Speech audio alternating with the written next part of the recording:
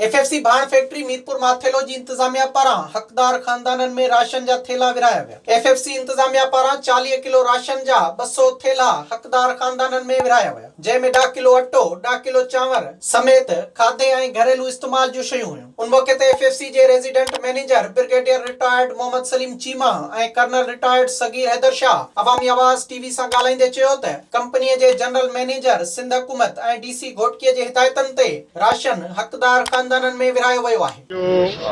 Ration तकरीबन 2000 families के असांजो फेज़ 1 में इरादो आहे। हिन जीअं मीरपुर माथेलो में ऐं असांजी ॻोठ माछी में भी इहो राशन जो इंतज़ाम कयो आहे। असांजो जेको मैनेजिंग डायरेक्टर साहब आहे उन government of Sindh, government of Pakistan, असांजी डिस्ट्रिक्ट गवर्नमेंट, डिप्टी कमिश्नर साहब असांखे इंस्ट्रक्शन ॾिनियूं त तव्हां इहो एक्टिविटीज़ कयो ऐं हुन जी इंस्ट्रक्शन ते असां वरी इहो ऑर्गेनाइज़ कयो आहे।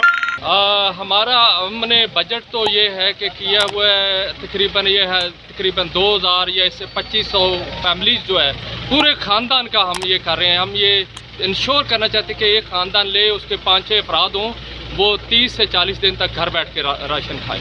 विजिट कयो अवामी आवाज़ मीडिया ग्रुप की वेबसाइट awamiawaz.pk।